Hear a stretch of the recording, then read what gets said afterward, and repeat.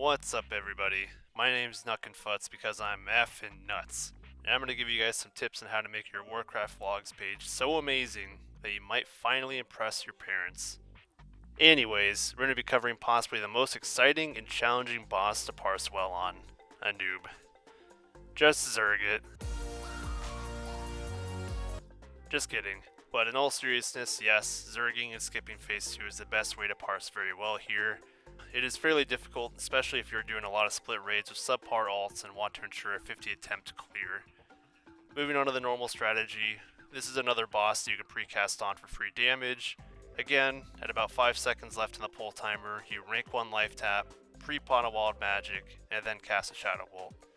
Follow this up with a Corruption and a Curse of Doom while moving closer to Anub, finish in Anub's ass, and throw up an Immolate in single target rotation for a moment.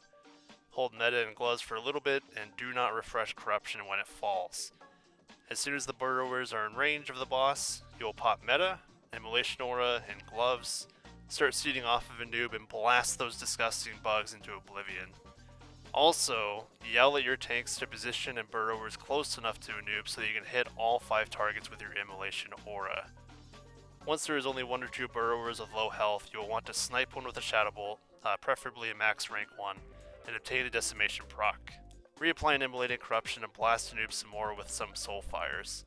Do not reapply Curse of Doom because it will pop when Anub is still underground in phase 2, and this does not count towards your parse, so it would be a wasted global. Watch the submerge timer and judge whether or not you should reapply Immolate or Corruption based on the time remaining.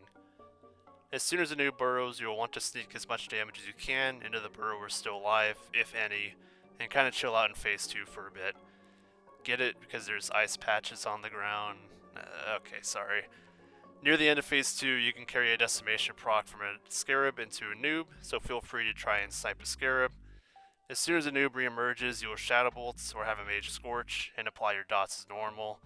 If your typical Anub kill time is 4:45 or above, you can pop meta and gloves first and snapshot your dots because you'll have another meta near the end of phase 3. But if your kill time is below 4:45, I would recommend holding your meta and gloves for the upcoming Burrowers. As soon as they are near Anub, you will gloves and seed some more unless you are already near damage cap. The damage cap on Burrowers is currently 600k, and I would highly recommend obtaining the Foji's Weak Ore package, which tracks this. Once you are damage capped on Burrowers, you will only pump into your Anub from here on out. Wait until your guild pops Bloodlust at either 30% or 25%.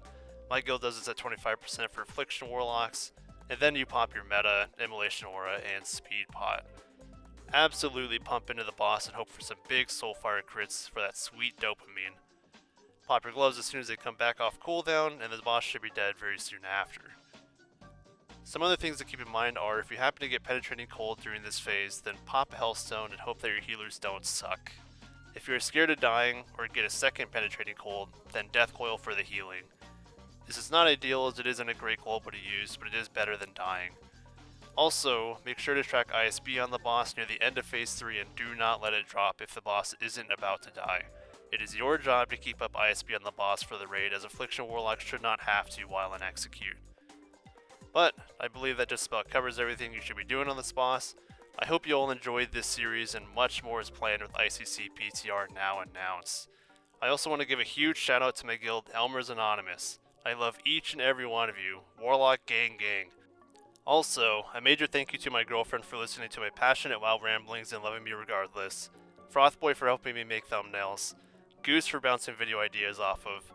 Buckshot Scav for theory crafting with me. And the Officer Corps for allowing me to be a part of this amazing family. Enough with this sappy talk though. Don't forget to keep pumping and be in Nukinfutz.